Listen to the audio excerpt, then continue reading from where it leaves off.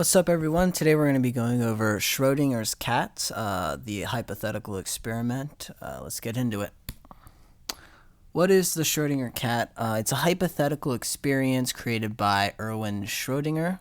This was created in 1935, and it illustrates the idea of quantum superposition. You may be asking, what is superposition? Well, it's a theory that quantum physicists have kind of come up with, that a particle can be in many states at the same time. However, when we observe it, it is in one single position. And this implies that matter and energy are more of waves than they are singular positional particles. And this idea of superposition kind of supports wave theory, which is basically saying particles act more as waves than they do particles. So how was quantum superposition proven? You know, you can talk the talk, but you gotta walk the walk. Well, Thomas Young in 1801 did an experiment called the double slit experiment, and basically he shot electrons through two slits in a wall at a wall behind, and it proved that, again, matter and energy act more as waves than they do singular positional particles. These disturbances, when they were shot through, implied that it was going from these straight things of electrons into these waves, and this would imply that they're bouncing off each other, therefore more like a wave than they are particles. But yeah, and this kind of proved that matter and energy can be in multiple states at once. So instead of thinking as an electron as a singular particle, think about it like this. It can be in multiple places at once, but when we observe it, the wave collapses, quote unquote, and it becomes in a singular spot. So the experiment of Schrödinger's cat goes something like this. You put a cat in a box and a bottle of poison. You are equipped with a hammer. Usually there's a way more complicated way of saying this. We're going to keep it simple for this video. You have a hammer, there's a poison bottle in there, and a cat. You flip a coin. Tails results in you smashing the bottle of poison, killing the cat.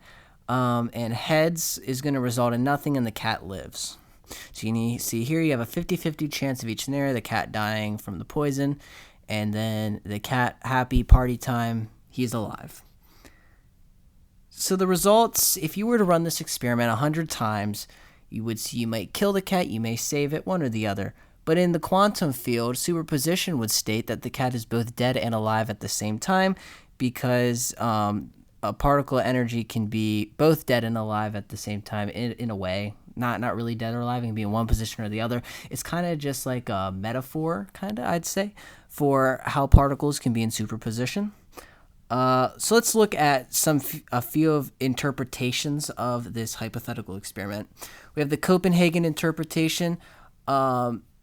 This, like I said, matter and energy will stop being in superposition when observed. So, think about how I said earlier, the wave will collapse, quote unquote, and you will be able to observe it in one of the spots on the wave function. So in the experiment, you flip the coin, but before that, you don't even know if the cat's dead or going to be dead or alive, and therefore the cat is both dead and alive.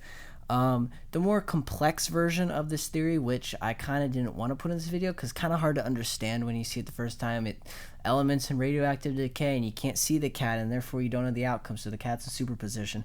I made it simple. Before you flip the coin, you're in superposition. It's both dead and alive.